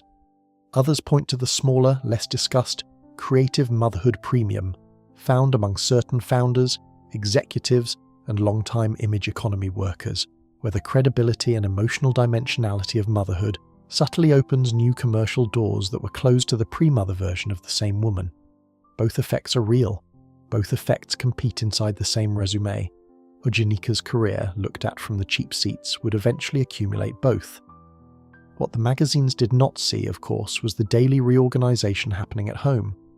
Modelling, even for a top-tier face, is a job whose hours can be carved around children if the model is willing to grind a little. Filmmaking, the new ambition she was nursing in the margins, is not. Production schedules are unforgiving in a way runway slots are not, because a production has crew payroll burning every hour, while a runway show has finite contestants and a fixed end time. The version of her ambition that wanted to produce documentaries was about to collide with the version of her life that wanted to make sure 2 small children had a parent at the school gate. That collision did not arrive in a single dramatic evening. It arrived in the slow, accumulating way that adult collisions always arrive, first as a series of small calendar conflicts, then as quiet exhaustion, then as a private feeling that something in the shape of her life was no longer fitting the shape of her body. She did not say any of this in public, of course. She kept the family life frame politely shut. Friends from that period describe a woman who had become a more deliberate planner, who chose campaigns more carefully, who said no to bookings that would pull her out of New York during school weeks, and who had begun, almost without admitting it, to think about the bigger creative projects that might eventually replace modelling as her primary income line. The runway was still beautiful. The babies were impossibly beautiful. The marriage, from the polite middle distance of family friends, looked stable, and inside her interior calendar, the same quiet little calendar she had carried since her Paris hotel room years, a slow, important shift was preparing to make itself heard. The next decade would bring an Emmy, a production company, a divorce, and a newsroom. And tonight, at this gentle bedtime hour, we are walking right up to the edge of that decade together. The pivot to formalizing a production company did not happen in a single burst of clarity. It happened, the way most founder origin stories actually happen, as a slow accretion of small frustrations with the existing arrangement. Ojenika had spent enough years on other people's sets to know that the most interesting decisions on any production happened upstream of where she was standing, in offices she had never been invited into. The simplest fix was to build her own office. So in the late 2000s, with a communications degree, a film production minor, 1,000 on-set hours of background observation, and a wallet still healthy from steady modelling income, she did exactly that. She named the company Third Mainland Productions. The reference was, if you knew Lagos, immediately legible. The Third Mainland Bridge, the 8.5-kilometre cable-supported structure connecting Lagos Island to the city's mainland, is one of the most iconic and quietly contested pieces of infrastructure in West Africa, an ageing marvel that simultaneously eases and embodies the daily commute of about a third of Lagosian life. Naming her American-headquartered documentary unit after that bridge was not subtle. She wanted, very specifically, to be the connective tissue between Nollywood and Hollywood. Between the New York post-production suites she now had the technical fluency to walk into, and the Lagos stories that, in her opinion, were being systematically undertold by the global documentary industry. The early Third Mainland slate was, in retrospect, exactly what an entrepreneurial first slate is supposed to look like. A mix of paying gigs that funded the lights and a few signature projects that established the brand. The paying gigs were music mini-biographies, the kind of artist portrait short documentaries that record labels and streaming platforms were quietly commissioning in increasing numbers in the late 2000s and early 2010s. 2 of those mini-bios, in particular, landed on her resume and have stayed there. A profile project featuring the Grammy-winning American singer Ciara, and another woven around the genre-bending discography of Janelle Monáe. Neither was a feature film. Both were credibility deposits. A young production company survives on credibility deposits the way a young law firm survives on its first 3 case wins. Modestly, but with the slow, accumulating heat that eventually draws bigger work. The mainstream contextual fact worth threading in here is that the New York documentary economy in the early 2000s was undergoing a quiet, structural expansion. The proliferation of streaming services, the maturation of cable documentary blocks like HBO's, A&E's and ESPN's, and the increasing willingness of brand sponsors to fund long-form branded storytelling had pushed the annual production volume of New York-based documentary work into the high hundreds of millions of dollars by the early to mid-2010s, with the National Academy of Television Arts and Sciences New York chapter logging steady year-on-year growth in its Emmy submission counts. A new African-led production company in that ecosystem, even a tiny one, was walking into the most flush documentary market the city had ever seen. The Breakout Project, however, was a piece of historical documentary work that almost did not look like a breakout when it started. It was a film about the Harlem Globetrotters, not the gimmicky, ball-spinning between-quarters version of the team most American children remember, but the harder, less-told version, the one in which the Globetrotters of the 1940s and 1950s were among the most consequential black athletic institutions of the segregation era, repeatedly beating all-white NBA equivalent teams and quietly forcing the racial integration of American professional basketball. The documentary, surfaced in surviving materials under variants of the title Changes: How the Harlem Globetrotters Battled Racism, placed Ojinika's production credit alongside a wider team, including her Third Mainland unit's contributions, and submitted itself for consideration at the New York Emmys. It won. The 58th Annual New York Emmy Awards, hosted by the National Academy of Television Arts and Sciences New York chapter, included her among the production crew honoured, which in Emmy terms is the producer's equivalent of a co-author byline on a peer-reviewed paper that genuinely matters. The certificate itself was not the entire story. The room she was suddenly invited into was Emmy ceremonies, even the regional ones, function as quiet networking conventions for documentary financiers. The moment her name appeared on the winners list, the inbound query volume to Third Mainland Productions changed character. Distributors who would not return her calls a year earlier suddenly suggested coffee. On the New York Emmy circuit, there is a quietly observed superstition that no first-time winner is supposed to introduce themselves at the after-party as a producer. The rule, never written down, is that you introduce yourself by your project before you introduce yourself by your role. I worked on the Globetrotters film rather than I am a producer. Veterans claim the inversion humbles the room and makes seasoned distributors more willing to sit down with you. Whether or not Ojinika obeyed the rule on her own first night is undocumented. Several friends from that period suspect she had figured out the convention on her own about 2 years earlier, which is frankly on brand for her. Documentary historians still argue whether African-led production companies registered in New York in the 2000s, Third Mainland was joined in that period by a small cluster of similar shops, meaningfully shifted the storytelling power balance in non-fiction television, or whether they merely added new voices to an industry whose distribution gatekeepers remained more or less unchanged. The empirical reality is closer to the latter than the former, but the trajectory is closer to the former than it looked at the time. Visibility in documentary is a multi-year compounding asset. The shows financed in 2014 did not change the industry by 2015. They changed it by 2024. For Ojinika, the immediate practical effect of the Emmy was twofold. First, the Egwene household back in Nigeria finally had a singular, indisputable, internationally legible career marker for her. Not she's modelling in New York, but she has an Emmy. Her father, by all accounts, was quietly delighted in the restrained, undemonstrative way that police commissioners are quietly delighted.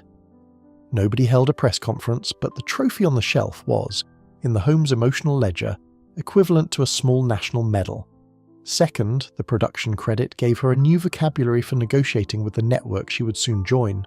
Arise News, the Nigerian broadcaster founded around 2013, was at that very moment beginning to recruit talent capable of bridging the US and Nigerian media economies. They were, very specifically, looking for the kind of person Third Mainland Productions had been quietly engineering. Within a couple of years of the Emmy, Ojinika would close the loop. The modelling income that had funded Third Mainland would taper, the Hollywood set work would fade. The documentary unit she had built would eventually fold and re-emerge under a different name, called Africa Shape, with an even more deliberate continental focus. But that is a section still ahead of us. For now, in the gentle pause of this bedtime story, picture her at her own kitchen table, sometime around 2013, an Emmy somewhere in the apartment, 2 small children asleep in the next room, a marriage that had begun to develop hairline fractures she had not yet acknowledged, and an offer from Lagos waiting on her phone. The next chapter of her life was already typing. By 2014, the marriage was over. The official documentation lands in that year, the public conversation arrived in scattered polite waves over the months that followed, and Ojy herself has, with characteristic restraint, said almost nothing about the reasons. Anyone hoping for a tabloid arc, a third party, a dramatic exit, a quotable accusation, will need to look elsewhere. The Okpe split was managed with the same discretion with which the wedding had been. Carefully, privately, and with the cultural Nigerian understanding that some adult decisions belong to no one but the people inside them. What the public got was the name change in news copy. What she got, by all accounts, was a substantially harder and more interior year than anything on her resume had prepared her for. Divorce, even on its calmest day, is the legal recognition of an emotional event that has usually already happened. By the time a Nigerian high court entered the final order, the actual unravelling, the calendars no longer matching, the family travel that had quietly become solo travel, the conversations that ended halfway, had already been running for some time. What 2014 added was the formal version, with all its paperwork, custody planning, and the small but cutting administrative tasks of dividing a shared life into 2 separately running households. Augustine and Earth, by then no longer infants, became the central organising principle of every logistical decision she made. They went with her. The marriage left her name on the news lists and her surname on the new family unit, which is one of those small linguistic ironies of divorce. The people leave, but the surname does not always follow. The mainstream contextual fact worth pausing on is that public single motherhood in Nigerian celebrity culture in the 2000s was, statistically and culturally, a much heavier social load than its Western equivalents. According to several years of national demographic surveys conducted by the National Bureau of Statistics and aligned Afrobarometer studies, fewer than 10% of Nigerian households in the 2000s were headed by single mothers, and within that small fraction, public figures, broadcasters, models, actresses, faced a particularly sharp version of the social tax. They were openly visible, they were openly judged, they were also often openly leaned upon by extended family networks who expected their now solo income to keep covering shared obligations. The combination of visibility and obligation is the part of single motherhood that the glamour magazines almost never illustrate. Nigerian celebrity divorce culture has its own quiet protocols. Among broadcasters and public figures in the mid-2000s, there was an unspoken rule that a recently divorced woman did not change her professional surname for at least 18 months after the legal decree. The thinking, never written down, was that the audience needed time to update the file, that an immediate name reversion looked panicked, and that a year and a half allowed the woman to choose her new public framing on her own schedule. Ojy, with the cool of someone who had spent a decade studying camera grammar, kept the OKP surname professionally and never publicly relitigated it. The brand had been built under that name, the brand stayed. Psychologists who study identity reconstruction after divorce still argue whether the public figure or the private one has the harder rebuild. Some scholars insist that public figures benefit from the structural enforcement of professional continuity. The show must go on, the broadcast still airs, the calendar still demands a face, and that the imposed rhythm of work is itself a kind of therapeutic scaffolding. Others insist, with equal evidence, that public figures are denied the basic privacy that ordinary divorced women use to reassemble themselves, and that the constant social performance of fine delays the genuine grief work by months or sometimes years. Both sides have their data. Both sides have their wreckages. The truth, in Ojy's case, probably involves a little of each. The financial reorganisation that follows any high-income divorce is the part of the story polite biographies tend to skip, but it deserves its honours paragraph. Modelling income by 2014 was no longer at peak Runway levels. She was in her early 30s, and the New York calendar had begun, gently, to phase her out of the very front-end editorial rotations. Third Mainland Productions was generating credibility, but not yet as enormous cash flow. The Hollywood set income had tapered. and she now had to fund a household for 3 on a single primary income, which is the kind of arithmetic that quietly forces an adult into a new strategic posture. She moved decisively toward the broadcast anchor path Arise News had begun to offer her, in part because the salary structure of an on-air position offered something her previous careers had not: predictability. The runway pays in spikes, modelling pays in spikes, documentary pays in spikes. A network paycheck, by contrast, lands in the same place every month like a tide. There is a joke working mothers in image economy careers make about this kind of pivot. They call it the swap, trading the high variance roulette of freelance creative income for the lower variance, lower ceiling reliability of an institutional paycheck. And the joke goes that the swap is the most adult financial move a creative ever makes, and also the most quietly humiliating one.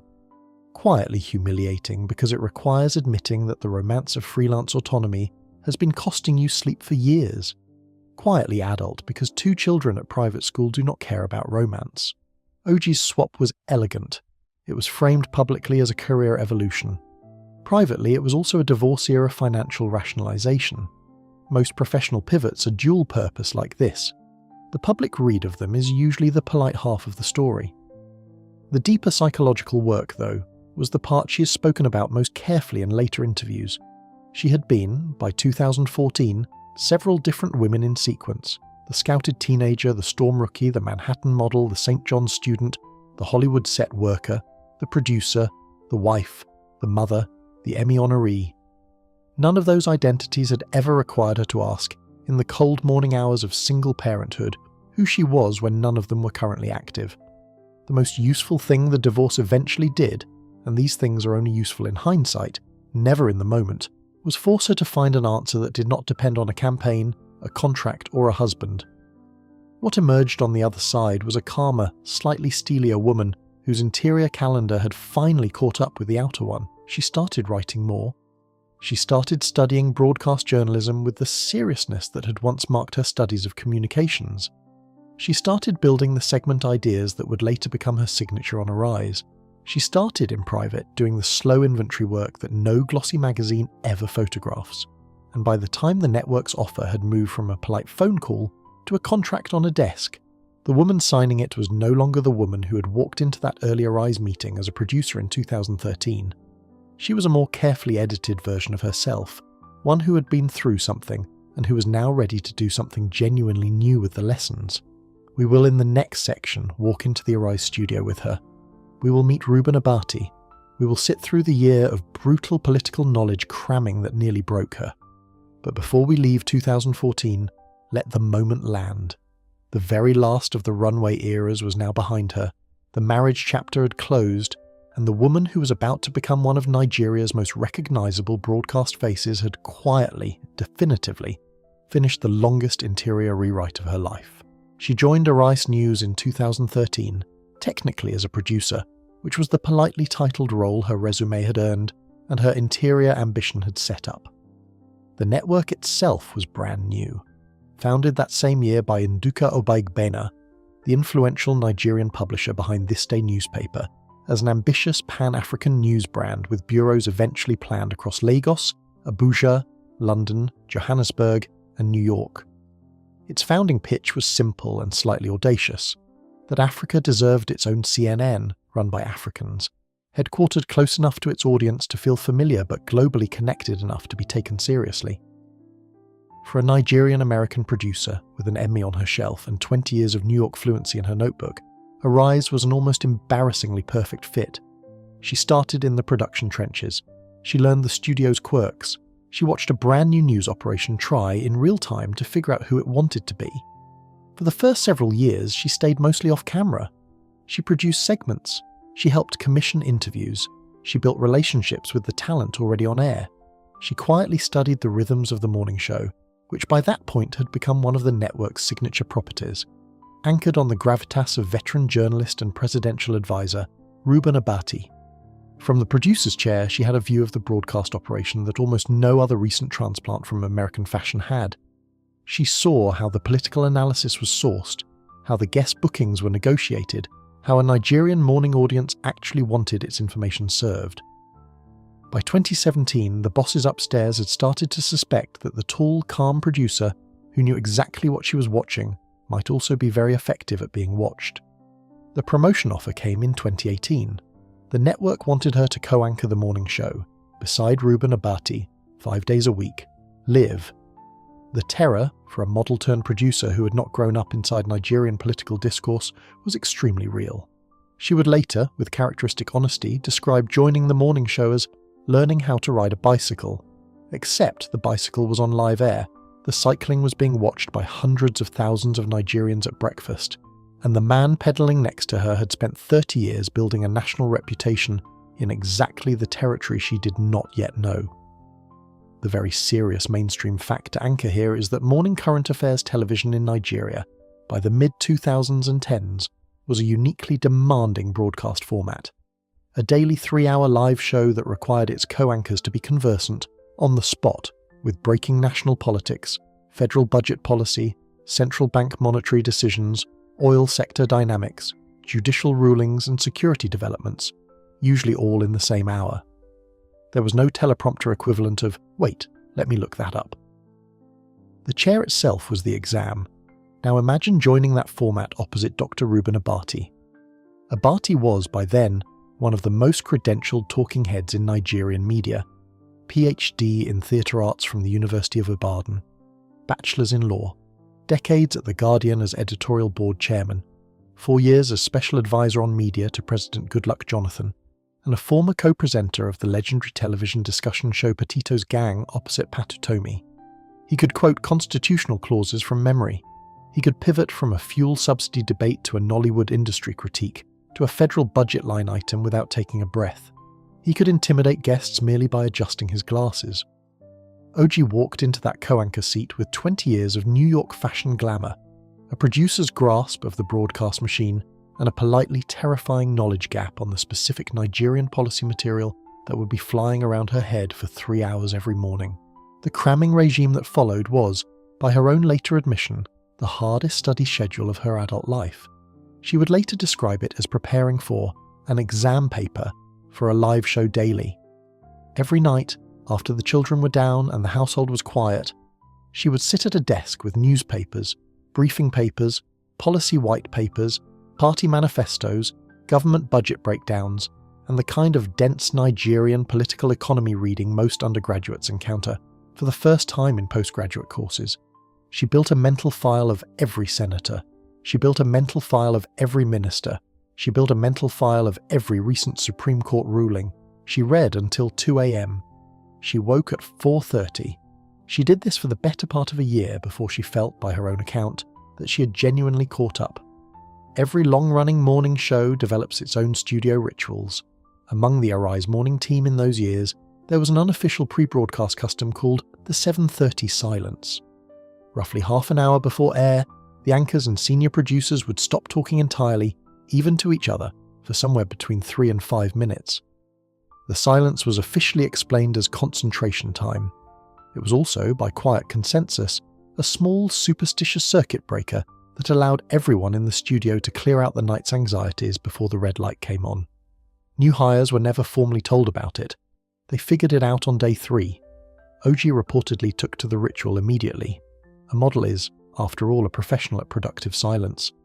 Broadcast educators still argue whether high-pressure on-air apprenticeships beside seasoned veterans actually accelerate the development of new anchors, or whether they quietly burn talented newcomers out before they have a chance to find their own voice. Some scholars insist the gladiatorial co-anchor dynamic produces, within 18 to 24 months, the most polished anchors in any market. Others point to the long list of promising co-anchors who quietly left television after a single bruising contract, the casualties hidden behind the success stories. Both sides have receipts. Ojy's case is one of the success stories, but only because she did the studying. The format itself is not inherently kind. She made it work by being personally, almost obsessively prepared. By 2019, the cramming had paid off in ways that were visible to anyone watching. She could hold her own on a Senate budget vote. She could push back politely on a guest's loose statistic. She could pivot from a Niger Delta oil sector question to a Lagos transportation crisis without losing the audience's rhythm. She had also begun to bring her own distinctive contribution to the show, a calmer, more globally cosmopolitan framing, a willingness to slow down a heated political conversation, a producer's instinct for when a guest needed to be redirected and when they simply needed to be let to speak. The fashion world's old skill of reading a room in 2 minutes turned out to be enormously transferable to live political broadcasting. The producer's skill of knowing how a segment is engineered turned out to be even more so. She was not, however, just a co-anchor anymore by the time her own segment idea began taking shape. The network had quietly noticed something the audience was about to confirm at scale. The model from New York, who had been politely studying her way through Nigerian politics, now had, in addition to the gravitas she had earned next to Abati, a personality of her own that the camera kept finding. She was about to be handed a corner of the show that would carry her own name, and in the next stretch of tonight's story, What's Trending with Ojy Okpe is about to walk onto Nigerian breakfast television, and quietly, almost without anyone planning for it, build a cult following of its own. Most people would have tapped out at that point. Co-anchoring next to a 30-year veteran, cramming till 2 a.m., raising 2 kids alone. That's the part of the story that breaks people. What comes next is what happens when it doesn't break you. Keep watching. The segment landed in the morning show's lineup sometime around 2019, and it landed almost gently, not as a flagship rollout, but as a small experiment the network was curious about, and not yet ready to bet the morning on. They called it What's Trending with Ojy Okpe. The premise was deceptively simple. Each broadcast, Ojy would walk the audience through the most consequential stories of the day in culture, lifestyle, business, and entertainment. Not as a tabloid recap and not as a hard news brief, but as a kind of intelligent, observational, slightly amused tour of what the country was actually paying attention to. The model from New York, having spent 2 decades being looked at, had been quietly preparing all her adult life to be the person doing the looking. The segment's signature, very quickly, became Oji's voice in the interviews. She did not interrogate her guests. She conversed with them, in the careful, generous way good documentary producers learn to extract texture from a subject without making the subject feel cornered. Politicians who came on expecting combat got something quieter and harder to escape. A question framed so gently that the only honest answer was an interesting one. Celebrities who arrived ready for the standard press junket suddenly found themselves reflecting on identity, craft, and money in ways their handlers had not pre-approved. The producers backstage joked that watching Ojy interview a guest was like watching someone weigh fruit at a Lagos market. Courteous, patient, and somehow already knowing the price. The guest list over the next few years became its own quiet flex of how seriously the segment was being taken. Within Nigeria, she sat down with Chimamanda Ngozi Adichie, the Africa Movie Academy celebrated actress Omotola Jalade Akinde, and her own old friend and face of Africa peer Oluchi Onwe-Agba. From the international side, the bookings were even more striking. Susan Sarandon, Sarah Jessica Parker, the legendary supermodel Iman, and the Tony Grammy Emmy-winning Broadway icon Idina Menzel. There is a small inside joke among Lagos producers that the way you can tell a segment has truly arrived is when the international booking agents start calling you, rather than the other way around. By her second year on What's Trending, that was already happening. The mainstream contextual fact worth pausing on is that morning television, across most major media markets in the late 2000s, was undergoing a structural transformation. Linear morning broadcasts were no longer just morning broadcasts. They were content factories that needed to generate 10 or 12 shareable clips per show, each of which could be recut for X, Instagram, TikTok and YouTube within minutes of airing. Industry analytics groups consistently reported by 2020 that more than half of the actual audience consumption of morning current affairs programming in fast-growing African media markets occurred not during the live broadcast, but in the social media afterlife of selected segment clips. A segment that worked on television and travelled well on social media was, in that economy, doubly valuable. What's Trending was both. Its clips routinely travelled. Every successful interviewer develops their own quirks. Ojy reportedly kept a small handwritten note tucked under her studio monitor before every interview, with 3 specific words on it, not the guest's name, not a question, but 3 abstract emotional cues she wanted the conversation to touch: curiosity, regret, and fun, for instance, or loss, craft, and money. The note was a private compass. No producer was ever supposed to see it. Her assistants spotted it occasionally and politely pretended otherwise. It is the kind of small private discipline that working journalists either swear by or roll their eyes at. The interviews themselves tend to reveal which camp the host actually belongs to. Hers consistently land in the first. Media analysts still argue whether the rise of soft interview formats hosted by glamorous broadcast figures genuinely advanced the public conversation, or whether they functioned, however well produced, as a form of celebrity laundering, making powerful guests feel comfortably seen rather than systematically pressed. Some scholars insist that conversational interviewing extracts more durable insight than confrontational interviewing, citing the depth of biographical material that emerges when a guest is treated as a thinker rather than a target. Others insist that on the rare occasions when systematic pressure is required, a corruption allegation, a budget scandal, the conversational format is structurally incapable of delivering it. Both schools have their case studies. Ojoy's signature, watching it now, mostly lives in the first camp, which is a credible posture for a segment that was after all named What's Trending and not What's Indicted. The cult following emerged faster than even the network had anticipated. Within roughly 6 months of the segment's launch, internal viewership data reportedly showed unusually high audience retention through What's Trending relative to the rest of the morning block, a metric that, in television, is the closest thing to a holy number a programmer ever sees. Clips of Ojoy's interviews started circulating on Nigerian Twitter, accompanied by captions like, "Tell me she didn't ask the question I was thinking," and "She's the only one who could get him to say that." Within a rise, her segment was suddenly the most casually mentioned in pitch meetings as a benchmark for what segment storytelling could look like. Within the wider Nigerian morning television ecosystem, she had quietly become the host other shows tried to engineer around. What followed inside the network was a corporate promotion most viewers never noticed. By the late 2000s and into the early 2020s, Ojoy was no longer merely an anchor and segment host. She was being promoted layer by layer into the executive ranks of Arise editorial operation. The Vanguard newspaper's profile of her described her, in 2019, as already having risen to become one of the top executives of the network. The promotions were not flashy. They came in titles, expanded portfolios, and the kind of quietly heavier creative authority that founders and editors-in-chief recognise but viewers do not. She still anchored.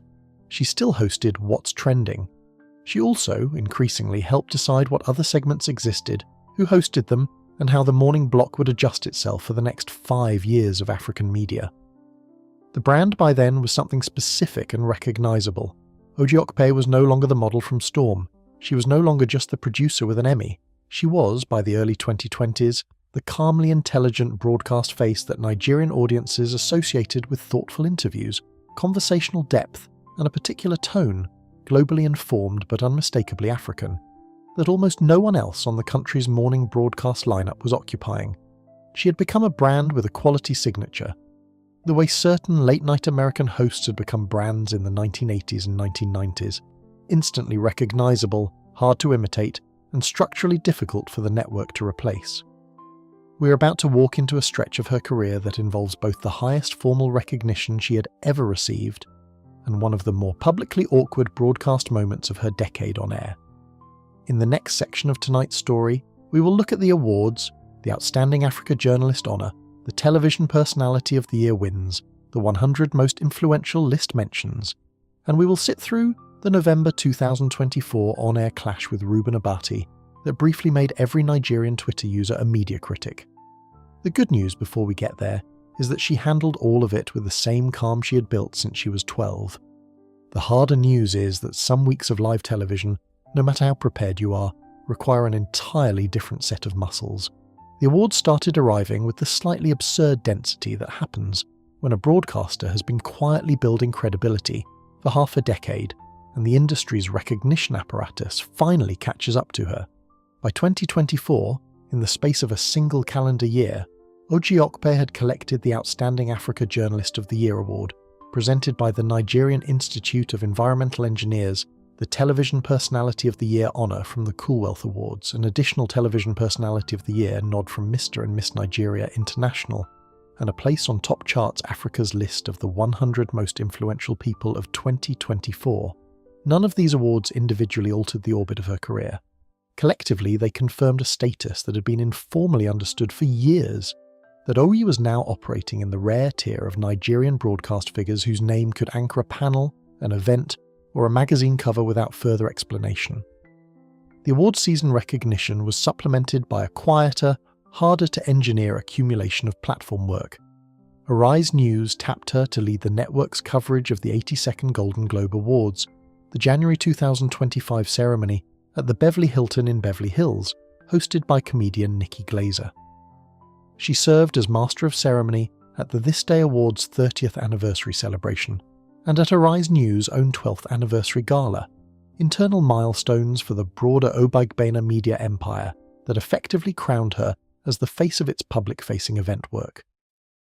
To anchor those particular ceremonies, a network needs someone who can move comfortably between a Nollywood actress in jewellery worth a year of average Lagos rent and a federal minister in his 5th public scandal. That is, by definition, a small list of broadcasters. By 2024, Ojy was on it. The mainstream contextual fact worth pausing on is that the recognition of black African broadcasters in continental and global award infrastructure had, by the mid-2020s, expanded substantially from the much narrower lists of even a decade earlier. Industry tracking groups by 2024 had documented a measurable rise in the number of cross-platform recognition events specifically aimed at African media talent. The BBC Komla Dumor Award, the West Africa Media Excellence Awards, the IGAD Media Awards in East Africa, and the broader CNN Multi-Choice African Journalist Awards among them, and a marked widening of the pipeline of Nigerian women specifically being recognised across those circuits. Ojy was not the only Nigerian broadcast woman collecting hardware in 2024, but she was reliably on the shortlist whenever a body needed a name with both gravitas and global recognition. And then came Friday, November 22nd, 2024. The incident, when it arrived inside a perfectly ordinary morning. The topic on the show that day was a fast-moving social media reaction to a remark Reuben Abati had made the previous broadcast. A comment, made while discussing Senator Godswill Akpabio's praise for his Igbo in-laws, in which Abati had referenced a controversial framing of land ownership in the southeast, and had quoted the late politician T.O.S. Benson to back it up. By Friday morning, large stretches of Nigerian Twitter were on fire. Ojy, in her producer's instinct, raised the obvious editorial question on air. She invited her co-anchor to respond to the criticism. The exchange that followed was the kind of awkward live moment that even 30 years of broadcast experience cannot fully prepare a co-anchor for. Abati, instead of addressing the issue, declared he owed no apology for his comments. According to multiple Nigerian outlets covering the moment, he then threatened Ojy directly, on set while the cameras were rolling, if she supported those criticising him online. Ojy attempted to offer him a right of reply, in the calm cadence of someone who has spent a year being co-anchored next to a heavyweight. He continued ranting through her interjections. The studio control room, by every later account, watched the segment with the particular helpless attention that producers reserve for moments they cannot prevent and cannot abort. And then, in the very specific composure she had been quietly perfecting since she was 12, Ojy signed off the segment with a sentence that became, within hours, its own clip on Nigerian social media, that no one should paint a whole people with one brush because of the statement of one man. It was, looking back at the footage, a small masterclass in how a broadcaster keeps a show alive when a co-anchor decides to set it on fire. She did not raise her voice. She did not relitigate the topic. She did not, and this is the difficult professional discipline, match the energy being thrown at her. She de-escalated by formally ending the segment, returning the conversation to a higher, less personal frame, and continuing the show. Within hours, the video was trending across Nigerian platforms, and the public verdict was almost universally on her side. Veteran journalists, many of whom had spent decades sparring with Abati on op-ed pages, publicly noted the discipline of her reaction. New viewers who had never seen a What's Trending segment in their lives were suddenly searching her name. The clip, in a final irony, did exactly what every successful morning segment is supposed to do in the social clip economy. It travelled. Every long-running co-anchor partnership has its private weather. Among Arise's morning crew in the weeks following the November 2024 broadcast, there was a quietly observed studio custom that no producer would ever publicly acknowledge.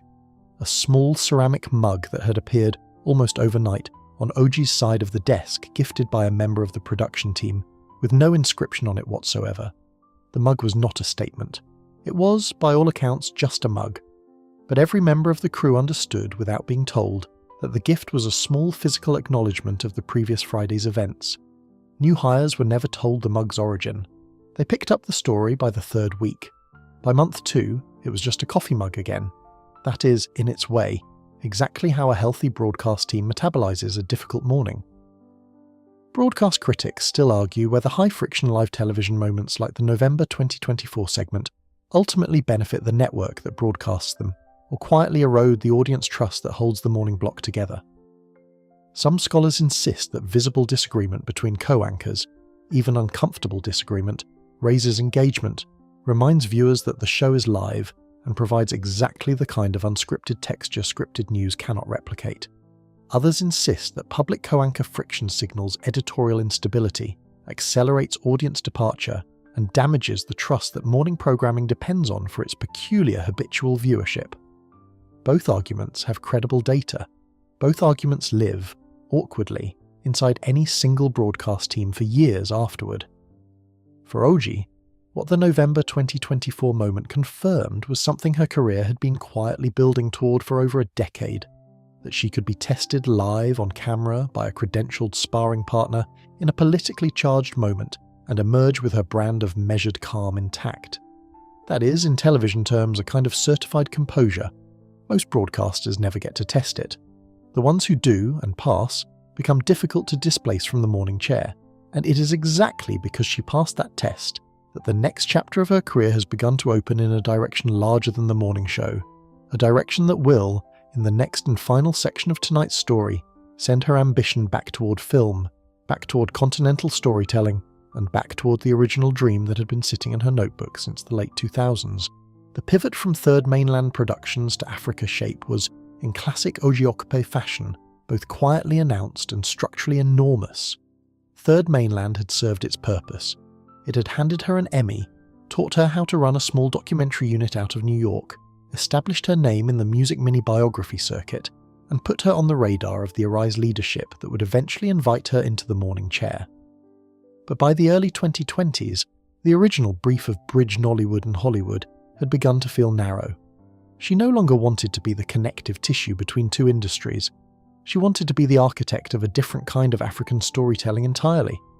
So she folded the original company's energy into a new platform, gave it a name with continental ambition built directly into it, Africa Shape, and began drawing the slate of projects she had been holding in her head, in some form since she was a model reading novels between fittings. The Africa Shape mission, as she has explained it in several recent interviews, is very specific. The company exists to tell African stories of resilience and determination, with a deliberate emphasis on historical figures and institutions who put the continent on the map, but who have been systematically under-rendered in the global imagination. The first 2 projects she has named publicly are exactly the kind of biographies that make a Western development executive nervously check their cultural fluency.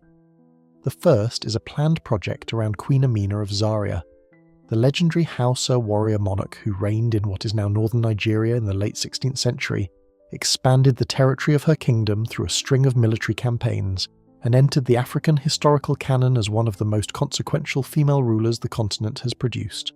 The second is a planned project around Chief Chukwuemeka Odumegwu Ojukwu, the late Biafran leader whose decision to declare the secessionist Republic of Biafra in 1967 triggered the Nigerian Civil War and reshaped the political, economic and emotional architecture of West Africa for the rest of the 20th century.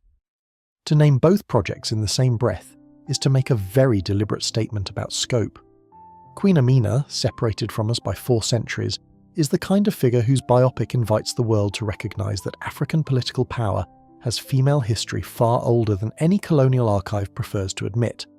Ojukwu, by contrast, is a figure still well within living memory.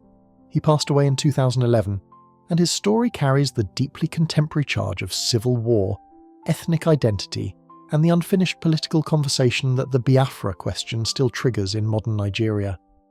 To handle either of these biopics responsibly requires the kind of research apparatus, archival access, and producer's instinct that Ojy has spent 20 years collecting. To handle both is, frankly, the work of the rest of a career. The mainstream contextual fact worth setting alongside all of this is that the African film and television production economy, by the mid-2020s, had become measurably larger and more strategically interesting than at any prior moment in its history. Industry estimates by groups including UNESCO and the African Union's various creative industry initiatives have, in recent years, placed the continent's combined audiovisual sector annual output in the multi-billion-dollar range, with Nollywood alone accounting for one of the highest volume film outputs in the world by number of titles released per year. Streaming platforms, Netflix, Showmax, Prime Video, and an increasing slate of Pan-African originals have begun commissioning African historical biopics at a noticeably higher rate. A producer with a credible Emmy, a New York post-production network, and a Lagos broadcast platform is, in that ecosystem, a small one-person joint venture. Among African producers working on pre-colonial and colonial-era subjects, there is a quietly observed practice of keeping a single archival map of the relevant region pinned to the wall of the writer's room, regardless of how digital the rest of the production process becomes. The map functions as a kind of analog anchor, a reminder that the territory being dramatized was, at the time, geographically organized differently than any modern map suggests. Producers researching Queen Amina, for instance, often work with reproductions of 17th century cartographic interpretations of the Sahel, rather than current maps of northern Nigeria. The map does not have to be perfectly accurate. It has to be old enough to make the room think about time correctly. It is a small discipline. It is also, by every account, structurally useful. Historians still argue whether biographical film projects about contested historical figures, particularly those tied to civil wars and independence movements, genuinely heal national memory or quietly reopen wounds the political class has been carefully managing for decades. Some scholars insist that cinematic biography democratizes historical literacy, places complicated figures inside emotional reach, and creates the kind of broad conversation across generations that academic history alone cannot generate. Others insist that biopics simplify, sanctify, or otherwise distort their subjects in ways that history teachers spend years undoing. Both arguments live, uncomfortably, inside any single production. Anyone planning an Ojukwu film in the 2020s is walking very deliberately into the middle of that argument. There is one more aspect to the Africa Shape project that deserves a quiet mention, because it is the one she rarely speaks about in formal interviews, but that friends from her closest circle say drives her in a way no award ever did. She has, in the years since her father's passing, been thinking deliberately about legacy, not in the celebrity magazine sense of the word, but in the older, more durable sense her parents would have recognised. A house, in the Nigerian middle-class tradition she comes from, is not finished by the generation that builds it. It is left, deliberately, in a state that the next generation can add to. Africa Shape, in her private framing of it, is the house. Queen Amina is the first room. Ojukwu is the second. The slate after that is the room nobody has named yet, but the door is already open. Now consider for a moment the strange arithmetic of the careers behind us in this story. Ojy Okpe, by the mid-2020s, had effectively lived 4 full professional lives stacked end-to-end inside a single biography: international model, scholarship student and Hollywood set worker, Emmy-winning producer, and senior network broadcaster. Each of those careers, taken individually, would have been a respectable lifetime achievement for most working women.